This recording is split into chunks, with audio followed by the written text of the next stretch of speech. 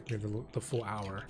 I want to do a video of this, so I'm probably just going to just clip this piece right here and just put it out on my thing. So it's going to be perfect. I have to listen for a whole hour. But no. So because this is my theory craft I want to think of. So essentially, I want to break it down into the ultimate evils and where do we lie within the battle right now. So first piece I want to start off with is the man on the wall. Hey kiddo, the entity that we've released when we were messing with Rel. What I think that entity was a soul that was lost inside of the void, was trapped there, and he was literally trying to find another body to actually inhabit it.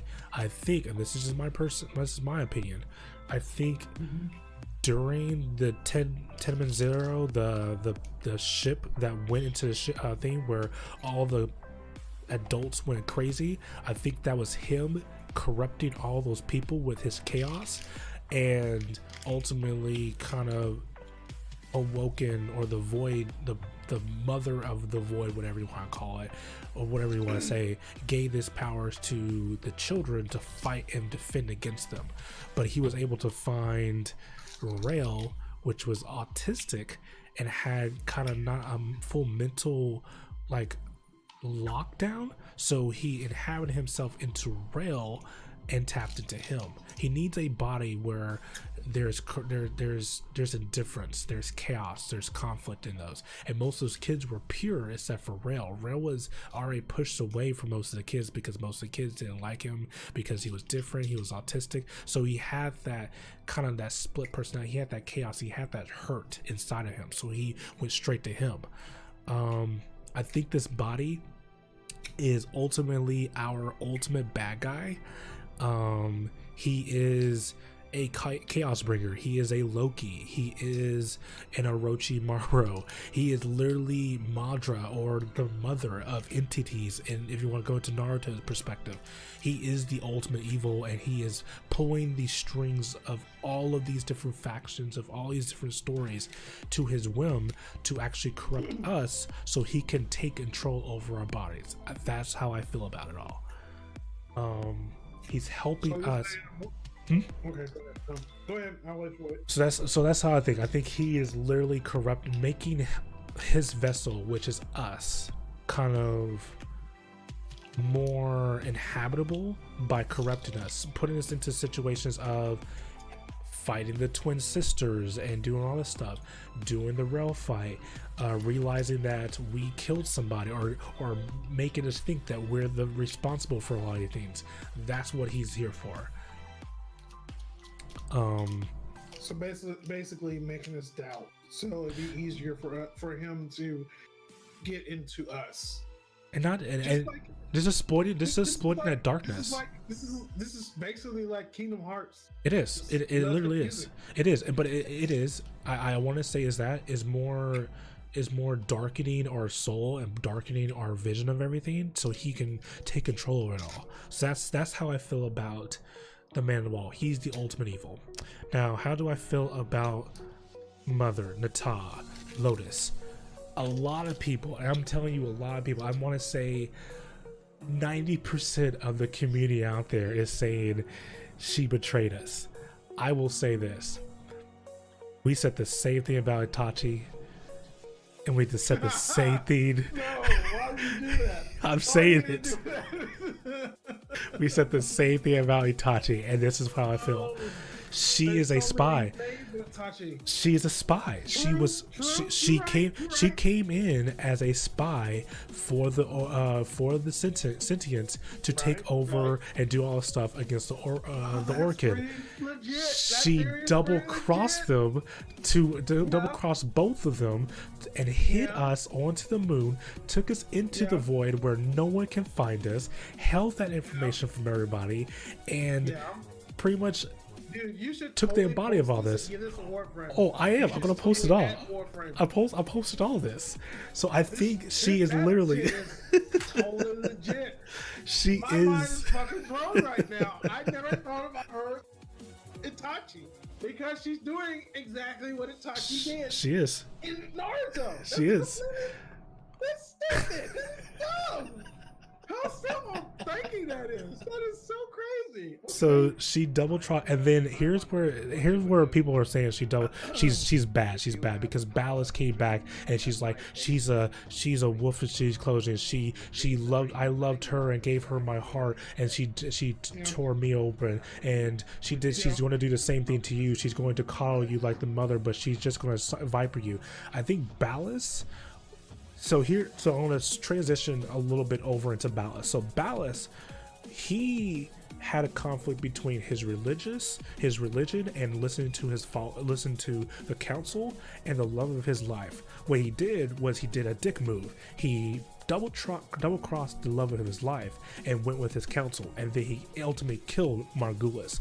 Because he was so torn with that, he literally went into best way to go is full metal alchemist, the Chimera guy. He was literally trying to recreate his daughter. And ultimately he sided with so listen so he went to his the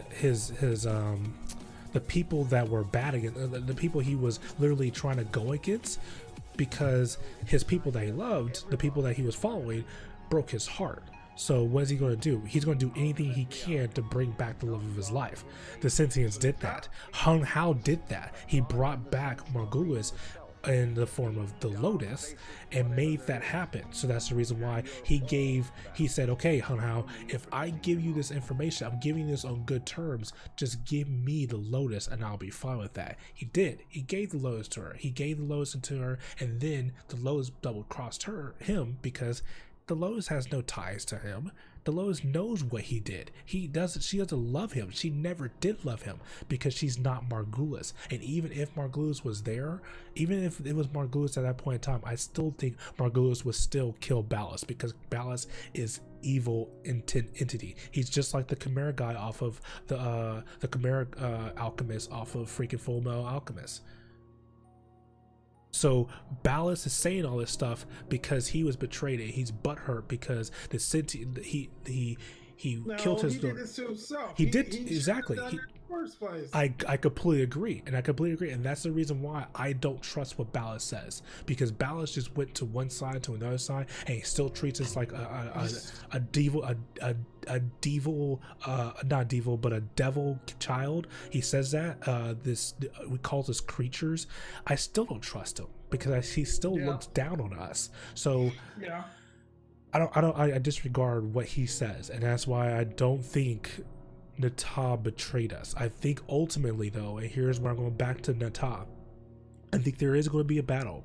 I think Nata was preparing us for everything she did. Everything she did was for a purpose, and I think ultimately she knows that if she wants to cleanse the world of all this destruction, this her eyes ultimate evil, which is the sentience in her eyes, she doesn't understand that. She doesn't know that the man the wall exists at this point in time, because no one recognizes or knows that's there. No one knows. Even Orders doesn't even know. If you pay attention, when he's on the ship and that, no one it doesn't turn off any signals. It's just all of us, because he's in our minds.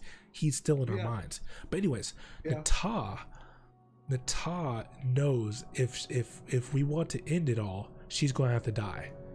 We will ultimately have to kill the Lotus. Either kill the Lotus or do something else, which here's my theory. I think listen to what I'm saying here. I think the Lotus will die, her sentient body will die, but her mind will be turned into a cephalon. The same thing like Orders. Just like Orders. And she'll live on forever. Somebody's gonna have to die, but I don't think I think in the end we're gonna have to make the ultimate decision. We will, and I think the ultimate decision is going to come down to she's going to die. Either it's just going to be like the Worm Queen. Either we don't kill her, but then she dies by sacrificing herself, like freaking Tokyo Ghoul. Oh, you don't want to kill me? Okay, fine, I'll do it myself. Or we do kill them, and we don't want to. We have to do it, but we end up like going chaos, and then we see the eyes, just like the end when we're drinking the kuva in the War Within, when we drink the kuva and we see the darkness and we start talking to ourselves because we're feeding that dark entity, the man in the wall. We see that piece in there. I think that's going to happen too. He's going to peek out, and both pieces going to happen. But I think eventually, I think we need to be looking internally. I think eventually to stop this war. This whole war is built because, or is going on because of us. Correct? No, and I trying think to make more people. They're trying to make others like us more susceptible so they can control us, control our abilities for the Warframe. I think in the end, the major decision is going to be based on us, on the war effort to end it all by taking ourselves out of the whole thing, which will stop everything. They tried that. If we kill ourselves, if we take ourselves out, there's nothing that they can do anymore. They tried that. Or they can do anymore. That was the whole purpose of the first dream. That was the whole purpose of the first dream. She put us to sleep. Alive then, though. But we were alive, and they can still do testing on us. If we're dead, there's no more testing. There's no more trying to do any of that anymore. We're basically out of the picture. Then the sentience, then the sentience will go ravage around, destroy the entire the whole thing, because the sentience do not want anything that has to be tied to the Orcan. The Orcan was the capital city, was the hierarchy to both the Grineer and the Corvus. Both the Corvus and all of them are going to die, and all the people, the innocent people, the people on Plains of Ilon, and all those other innocent people, they'll all die too. That's the reason why we're still alive. I get that thing, but the thing is, though, if they're not chasing after us, they'll just kill everybody else, and there's no one going to stop them. So you're basically saying that we're the scapegoat, is what you're saying. So they can basically get off of them. Yep. We're the defenders of everything like that. We don't, and this is where I'm kind of disappointed in how DE puts it. They don't really put in like the innocent lives that we're actually protecting. They did in PoE and did maybe a couple of quests here and there, but they're not showing all those different lives that we're actually impacting along the way. They need to actually expose that a little bit more in these different missions and stuff like that, because if you understand what's at stake, if we actually just weren't here, you'll understand that, okay, us being here is a necessity. We have to be here. So, but let me finish the rest of my theory crafting. So Nata is Itachi, Ballas is Chimera, Chimera Alchemist. You have the man in the wall mother from Naruto, and ultimately, or right now. Or you can just say and then my last thing I'm theory crafting here is that, hear me out, this is a huge stretch. I think that Morgulus is not dead. I think Ballas. I even said that. I don't think she's dead. From the thing, I think that he thinks he killed her, but in the end, he didn't. I think she died, but I think what they did was she was turned into a cephalon of some sort. She was turned into something else. This is just my feeling. Either a cephalon, like a Oris, or she moved into, she did something like the chick on Earth. So when you do the Titania storyline, you find out that the person working with Morgulus, there's two people working on transference. The other person who's working on it, she transferred herself into the forest, and she's trapped into the forest to this day, because she could never escape she couldn't get out of the transfer state. She was stuck in the forest. So I think Morgulus did the same thing. She did like a failed kind of transference into what, I do not know.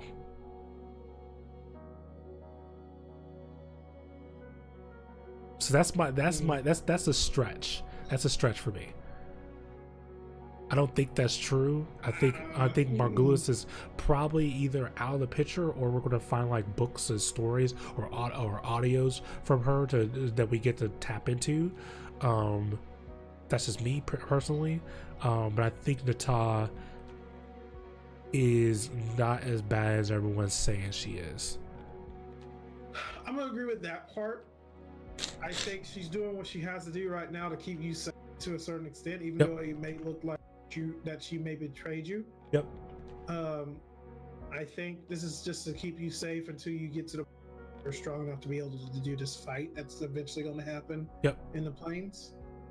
That's what I'm thinking. It's Just gonna for me, like not really paying attention but paying attention at the same time type thing. No, you're good. Just You're for, good. you know, that's where I'm going with the theory type shit. I think we'll probably go into the Tau system. Probably. There's a guy named Kaneki in this game. That's awesome. In Black Ops. I'm watching somebody play a game in Black Ops, and there's a guy named Kaneki. So that's how I feel. I think that's how. And I have not seen this theory about the Man the Wall or Nata out there yet. It baffles me that's how it is. It baffles me. Well, either people holding their theories to, or they really don't know what's going on, or what to say from this action that she did, like where to go with it. I think your theory with her being an Itachi, Yeah, makes sense if that's correct. If they respond back to you, they probably won't. I'm a low hanging fruit. What's your theory saying something, anything? That's legit. Just saying. But that's pretty sound. It's just pretty sound. Because I haven't heard anybody actually like not compare, but actually theory craft onto that point to where you feel like she's doing an Itachi, where she's really doing this for you. Honestly, I think people are just trying to grasp what's going on in the game. I haven't heard any kind of like how people feel about so far the story so far. It's weird because most of the time you hear about the initial feeling about her. Yeah, but they don't give you the anger in that and the confusion. You hear that, but you don't hear the long-term kind of theory about why. Yeah, they just rush to their first emotion that's going on. The impulse of what's going on at that point in time. There's a reason why she's doing what she's doing. There has to be. I mean, if you think about it, if she was really evil, really purely evil, and she was really doing what she was supposed to be doing, she wouldn't weaken us. She would just go ahead and kill us all. She had multiple times. Plenty of time. She had plenty of time. But she went out of her way to hide us on the planet. Even after all the Orcans were dead, she still hit us. Even after freaking Hun Hao found us, she still could continue to protect us. He was right there with the sword, already ready for us to go. Or in the sword, yeah. The shadow was, yeah. He was already there. Like, literally, there's so many opportunities she could have got rid of us. Why all of a sudden she said, "Okay, I guess I want to go home because that's part of my mission. That's when I wasn't here to kill you." No, that's not the purpose. She saw something. She saw something, and she had to make a decision, and that was the basic decision to do to keep you alive and safe at that point in time. To do that. I think she knew that she needed to get rid of Ballast because Ballast was going to follow her plans, and she was going to play her last piece of her double, triple freaking agent spy thing that she was doing. She literally is a Itachi, man, because she was an agent of an agent inside of an agency to actually play the devil's role. but the only person she was being true to is the person she loves. She wasn't even being true to the alliance that she was working with. Like she was, because it was the only way to keep them safe. But she has no intention on cooperating with Teshin.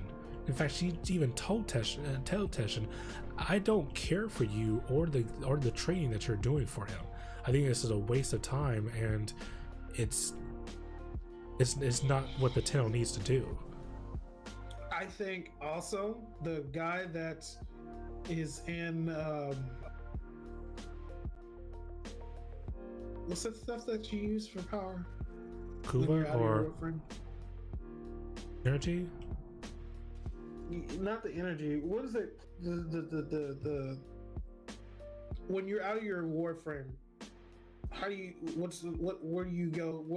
What is your power coming from? The void you're tapping into. The void? The void. That thing. So the guy that we initially get stuck in the void, the man in the wall. That we initially the guy that we initially trying to wake us up at in the second dream. Oh, Vor. Oh, you knew Vor. Vor's interesting. Vor is stuck inside the void.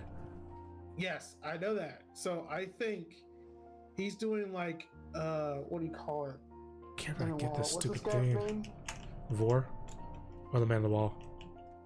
Screw it. I think he may be behind a little bit of it too. Vor? I think he's in there. Yeah, I think he's there trying to get out. Oh, I know he's trying to get out. And the way he's trying to get out is by weakening your mental faculties to be able to get into you. That's a stretch because using you as a scapegoat because you used the void, right? That's true, but why? When did he start doing it? Was it as soon as? And he wanted us to begin with. The problem with that fact is we still fight the aberration of void when we go to the Delic system and all that stuff. That's where I have an issue with this. So when we go into there, we fight him. He's there. He tells us, "I'm here to guard and all that stuff. This I know what we need to do. We need to get rid of you devil dogs and all that stuff." And then when he gets defeated, he says, "Oh, okay. Well, just know I'm always here. I will always be watching you and do all this other crap, all this other maleficent voices and stuff like that." So he's still there. I don't think he has anything to do with trying to tear us apart. As far as that, I don't think Vor is capable of that. Well, not trying to tear you apart, but trying to get to you. Like he's being like an what is that guy's? He's not being an Ansem. What's that guy's name? Where he went into Terra eventually. That's Ansem. And now is that Ansem? Okay. Where he becomes eventually a or Xehanort, what you want to call. Yeah, that I mean, guy, it's the same. It's the same person. Where he becomes a part of Terra, you know, he weakens him or makes him have a spot or doubt him to where he gets a doubt in his mind or corrupts him, and he uses that corruption to put himself there, so he can now move freely and still use the void at the same time, be able to tap into the void when he wants to. You see what I'm saying? He might do that to the stalker. I don't see him trying to do it to us because I think the man of the wall is way more powerful. He'll literally have to, Vor will literally have to start trying to take advantage of our darkness and also have to combat the guy in the man of the wall. The man of the wall has been in the void for so long. He's almost, right. I want to say he will have to fight him. We don't know how much time has been passing in the void compared to how much time is going. But Vor, we know at the beginning when we came there, he was alive. So the man on the wall, he's been there since before we were turned into Tenno. So 5 years passed, and 5 years passed when we were actually stuck in the Tenno Zero. Vor was still a human at that point, or still a general, or he was a general before he was demoted. So you're saying the other guy has a 5 year? Yeah, he has 5 years, maybe even more. But we know for sure during the first place he was there. It wasn't until we got back and after the war of the Orkin and all that stuff after they got defeated, and Mother took us into after most of the freaking Orkin died and all that stuff. That was like 10 years or so after that, before we even went to sleep. After that, we went to sleep, and they're like, okay. Then we got woken up about 5-10 years later, because we're stuck in adolescence. By the way, we can't age. That's one of the things that happened to us in the void. So I don't think Vor has anything to do with he might try to do it later, or to maybe one of our to maybe a Stalker, because Stalker's stuck into a time loop, and he might be also there too. But you think? What about Hung Hao? Hun Hao is a sentient. He can't do anything on that, anything to that aspect. He can't even go into the void. He's still using the shadow to get. He can't, but he can't go into the void though. He can't manipulate things or go inside of us. He can't use transference. He's machine. So how are you getting the sword in the first place? Then that's not transference. He just literally put his aspect into the sword. He didn't transfer himself into it. Oh, okay. Think of these sentients as machines. They can't transfer their data into the things and their souls, because they have no souls. Got you. Okay. Well, never mind. There goes the. No, you're good. So I think he might work for the Stalker, or maybe even the Stalker clan. So other Dark Tenno might be good for Vor, because there's so many of them, man. The man on the wall is not looking for that. That means that's still open to a certain extent. Yeah, it's still open. It's just not for us. And the Tenno that are good, that just woken up. So my friend, anyone who's I'm playing with, him being kind of like a piece of that, I don't think so. He might come later. I'm really curious of what they'll do with Vor though. Okay. Good theory though, because I'm really curious to see what happens with Vor. Yeah, I'm like, we got rid of him, but we didn't get rid of him. No, he's still there. He's just like what's his name, Sargeras, where we get him in the Nether, he keeps coming back. He's still there, but he's not dead, type of thing. Where the hell do I go? This is so annoying. I don't want you to ever tell me how to read a again. I'm just saying. Read a what? Read a map. Like, I'm terrible at reading maps. No, this map